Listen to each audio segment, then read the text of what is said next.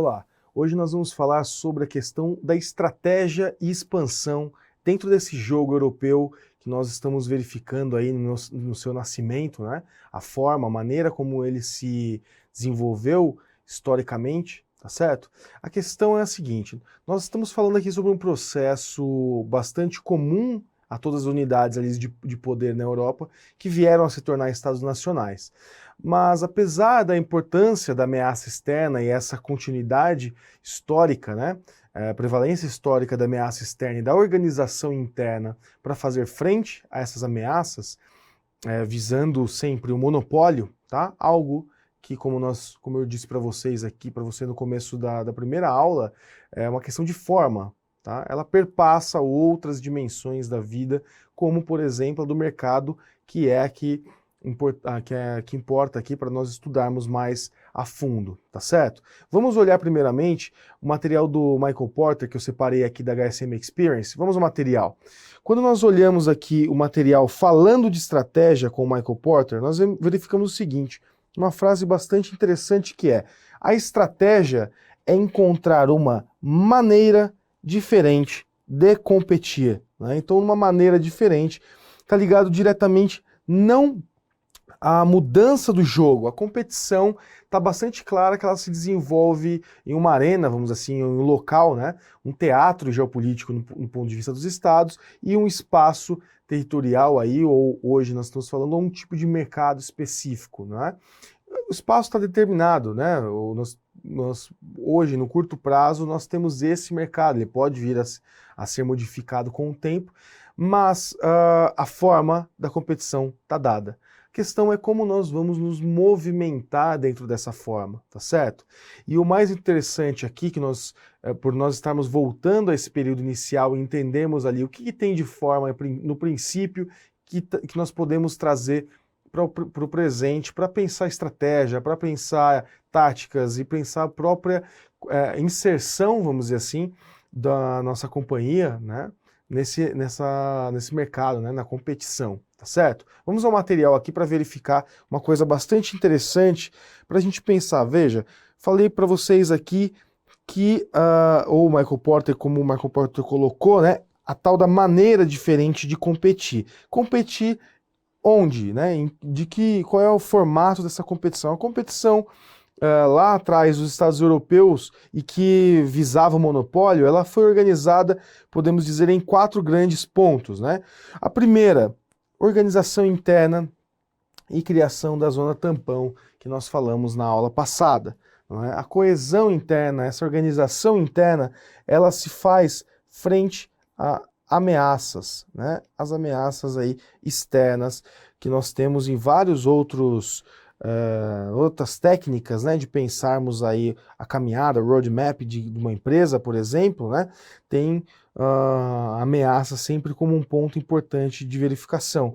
E esse espaço aqui da criação da zona tampão dentro do aspecto dos estados, que era esse espaço em que nós vimos em que o exército, né, visaria minimizar ou mitigar essas ameaças que vinham de dentro, e a organização interna era bastante importante. Segundo passo aqui, importantíssimo na lógica, na identificação da lógica de expansão dos estados lá no princípio, a expansão para essas zonas, para zonas tampão adversárias, né? Então, quando nós pensamos aqui do ponto de vista europeu, nós estamos visando ampliação dos recursos de um polo, nós estamos identificando como é que esse polo ampliou os seus recursos, tá certo?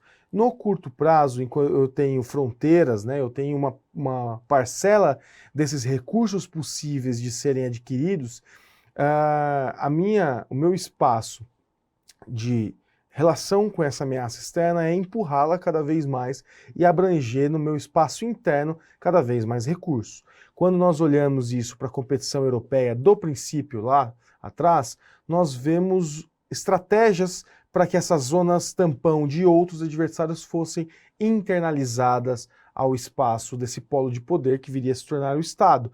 O mesmo nós podemos pensar do ponto de vista de empresas que estão aí buscando, dentro de um mercado bastante competitivo, novas frações do mercado, né? É a partir desse tipo de analogia que nós podemos olhar a história e verificar como as estratégias foram importantíssimas naquele momento e que elas podem ser, claro, levando para essa natureza, para esse conteúdo diferente que é o mercado, formas da gente se colocar na competição. A maneira diferente como o Porter chama a atenção de se colocar na competição. A competição está colocada, tá certo? Do ponto de vista do mercado, a competição ela está colocada. Agora, a maneira de competir, cada player aí vai fazer as suas escolhas, tá certo? Vamos voltar aqui ao material e vamos verificar o terceiro ponto identificado pelo Charles Tilly, que é bastante importante, né? Então, a incorporação das zonas anteriores, né, principalmente essa zona tampão do estado aqui, que não era utilizada como um recurso, possibilidade de angariar recursos, ela passa a ser, né, e ela é incorporada essa zona interna. E subsequente a esse movimento, nós temos uma configuração de novas zona tampão. Né? Então, novos espaços que são criados ali na capacidade do Estado, naquele momento, né? Se organizar, né? Novamente, há um movimento do Estado para sua expansão, essa expansão abarca maiores recursos, tá certo? Que complexificam a lógica interna desse organismo. A mesma coisa nós podemos pensar do ponto de vista de uma empresa, né? Do ponto de vista de que a expansão requer um refinamento dessa organização interna da empresa em vários dos grupos que ela se divide, né? Isso é uma forma, como nós vemos em organização social, tal qual foi a forma de organização dos estados lá atrás, os estados europeus, né? Para ser mais específico. E por que tem que ser específico nesse ponto? Porque nós estamos falando de uma formação social que deu capacidade, né, ou deu possibilidade, melhor dizendo, da existência de um jogo de competição único como se formou na Europa, em que nós temos a competição pela guerra e que outras dimensões da vida vão sendo perpassadas por essa questão da competição e da rivalidade. Tá certo? Vamos voltar aqui ao material e vamos verificar uma outra coisa, né? Bastante interessante. A busca pelo monopólio, que é algo que já está, espero que bastante claro, né? Na sua cabeça, que é o sentido do jogo, né? Existe uma palavra bastante interessante aqui para a gente pensar isso, que é a teleologia, né? Existe a busca pelo monopólio. Todas as empresas buscam o monopólio, mas é como o jogo lá do Banco Imobiliário. O momento em que alguém alcança o monopólio total, o jogo acaba, tá certo? Então, apesar de ser a cenoura ali na frente, o momento que você alcança, né, o momento que uma empresa, ou como nós vimos numa habilidade anterior, que Roma, por exemplo, alcançou esse monopólio, há uma fragmentação interna, né? Seja pelos grupos ali que estão na disputa, e a dinâmica de expansão se dá pela ameaça externa, tá certo? Nós vemos que esse jogo ele termina do ponto de vista da forma, né? Não que, vamos dizer, se a própria vida termine ou alguma coisa nesse sentido, né? Mas a forma, ela não é mais a mesma. Nesse sentido aqui, nós estamos falando de uma forma que está no princípio dessa formação social europeia e que se mantém vigente até hoje no mundo, tá certo? Vamos voltar lá ao material. Então, essa monopolização dos meios de coerção, né? Ela ocorre, então toda a população que é colocado para dentro desse espaço de poder, ela passa a esse espaço de poder já sem a possibilidade de utilização das armas, né, que agora estão no monopólio aí do que viria a ser o Estado, e aí como uma privação civil a esses meios. Então, os meios de coerção passam a estar monopolizados e organizados na mão de cada vez menos pessoas, tá certo? E há uma privação civil. Então, no decurso da maior parte da história europeia, homens comuns possuíam armas, que unidas poderiam confrontar o poder central. Isso está muito ligado àquele momento da Europa que eu mostrei em aula anterior, em que a fragmentação era a regra, tá certo? E nós passamos por um processo, né? A Europa passou por um processo paulatino de cada vez menos governos com muito mais território, com a centralização, com o monopólio desses territórios, tá? Que é algo que, como forma, podemos pensar no mercado. Vamos voltar lá. Então, os nobres aqui gozavam por muito tempo do direito, né, de fazer guerra e passaram a ser incorporados a esse monopólio. Essa coerção, ela é sempre relativa, né? Então quem controla os meios concentrados de coerção sempre corre o risco de inimigos externos alcançarem meios superiores. E aí uma questão central, né, da ameaça externa. As estratégias para lidar com essa ameaça externa, elas precisam ser analisadas anteriormente. Naquele ponto em que do ponto que nós partimos, a ameaça externa estava ligada a duas possibilidades. Primeiro, a terra, que era onde vivem as pessoas, então quanto mais espaço eu tiver, mais pessoas provavelmente eu vou ter naquele espaço e capacidade de angariar, além de recursos provenientes da terra, tá certo? Então, essa primeira estratégia, né, o primeiro relação estratégica que esses polos de poder têm, é algo bastante simples, mas que vai se modificando muito por conta da tecnologia. A forma de inovação tecnológica dá a um competidor uma capacidade muito grande, né, de suprimir o seu adversário, tá certo? Isso no mundo dos negócios hoje pra gente parece muito claro, mas quando nós olhamos do ponto de vista da forma, nós vamos ver que vários dos spin-offs, né, ou vários das tecnologias que estão hoje no mundo civil, elas vieram do mundo da guerra, tá certo? Elas vieram da inovação bélica e que depois passam ao mundo civil e que tem muito a ver com estratégias, né, que foram pensadas tanto para comunicação, tá aí a internet, que é uma dessa prova, né, e outros aspectos também bastante importantes, né? E isso não significa dizer que uma apologia à guerra, mas entender que o conflito está dentro desse sistema, ou a competição está dentro desse sistema, e há existem várias formas de lidar com esse conflito, com essa crise, lá como diria o Sun Tzu, né? Que a guerra é uma delas, indesejável, porque cria destruição, mas há outras possibilidades de formas, né, diferentes de lidar com essa crise, tá certo? Vamos voltar aqui ao material. Então, do ponto de vista externo, a inovação é sempre uma ameaça, né? E do ponto de vista interno, há rebeliões e guerras civis que são menos comuns na Europa. Quanto mais ameaça externa, mais a probabilidade da coesão interna, né? Claro que se essa ameaça for percebida pela população como real, tá certo? A maioria das guerras entre múltiplos estados foram aí a regra, né? Então, com o tempo, as guerras foram mais letais e menos frequentes, que é algo que eu estou dizendo para vocês aqui sobre a tecnologia, né? Quando a gente olha a tecnologia, a gente vê que aqueles que inovaram conseguiram um avanço substancial frente às rivalidades, tá certo? E lançaram a competição num novo nível, tá? Então, quando nós olhamos as chamadas revoluções industriais, né? Nós temos agora a Revolução 4.0, nós vamos verificar que os estados ou os espaços que fizeram isso são espaços que são geopoliticamente dominantes no mundo.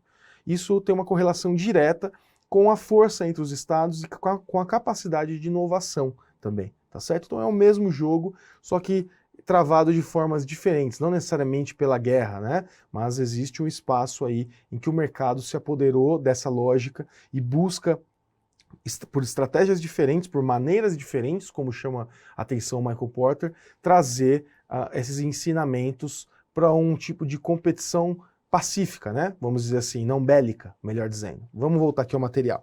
Então, do ponto de vista da estratégia, né? A estratégia de cada estado aí dependia, né, de três fatores, ou depende de três fatores aí principais. Primeiramente, natureza dos principais adversários, tá certo? E aqui tem uma coisa interessantíssima que a gente tem que pensar. Se eu tenho, por exemplo, um adversário muito superior a mim do ponto de vista de força, vamos pensar primeiro do ponto de vista geopolítico, tá certo? O enfrentamento não é desejado. Então, o tempo passa a ser um espaço vamos dizer assim, para pensar uma estratégia de como lidar com esse vizinho aí que pode ser, que não é muito interessante ser perturbado, tá certo? Mas a própria existência desse núcleo que tem menos força precisa do tempo para que ele se organize na sua estratégia, muitas vezes defensiva, de não perder os seus espaços, tá certo? O mesmo a gente pode pensar para grupos menores. E aí o segundo ponto se liga aos próprios interesses externos da sua classe, né? Como é que esses grupos de dentro do organismo social como é que eles se inserem internacionalmente, né? Quando nós pensamos aqui dos grupos dos diversos grupos, né, que são setores diferentes dentro de uma economia, por exemplo, de um país, cada um deles tem uma visão sobre o que deveria ser a política externa, por exemplo, e se inserirem de maneira bastante distinta, né? O terceiro seria a lógica atividade de proteção em nome dos seus interesses da classe dominante, né? Isso ele percebe aí. Um ponto central aqui é a natureza, né? Quando nós olhamos aqui para o mercado, a questão da tecnologia, ela desbancou vários gigantes, tá certo? Então isso é um ponto interessantíssimo. E aqui o ponto de vista da competição. Então da competição, a capacidade de forjar armas, né, e defesa mais fortes dava vantagem significativa aos poderes centrais na Europa. A inovação, então, fluía desses espaços que buscavam aí dar cabo das ameaças externas, né, com mais força, com mais energia, tá certo? Vamos voltar ao material. Então, o domínio paulatino aqui, né, eu tenho um exemplo dos canhões, levou aí, a partir do meados do século XIV, né, alargou o hiato tanto entre grupos internos quanto inimigos externos, né? Então o avanço tecnológico deu capacidade aí de repensar, né, a estratégia, de reacomodar as relações de poderes, né? Segundo ponto aqui é que a evolução constante dos custos para a guerra, né? Isso aqui é uma evolução, se nós pegarmos hoje as principais potências, nós vamos ver que o orçamento visando a defesa, né, ele é crescente, né, nas últimas décadas e nos últimos séculos também, né? A exigência cada vez então maior da preparação. Isso aqui tem uma palavra muito importante que é inovação, tá certo? E a junção do comércio externo e as vantagens dessa base interna. Então os estados que acabaram por prevalecer, né, as grandes potências, né, sobre todos os outros, né, a gente tem uma relação direta com o comércio externo. Então o século XV assinalou um momento de transição no sistema internacional e a forma de se fazer comércio, tá certo? A forma de se fazer negócio. Então o que nós vimos aqui, né, nessas 3 aulas até agora, foi uma transformação num espaço específico, que é a Europa, né? Nós vemos que é um movimento ali, uma construção social europeia, tá? Ela se constitui por pequenos blocos, pequenos núcleos de poder, que nessa busca pelo monopólio, dado que as ameaças externas são várias, tá certo?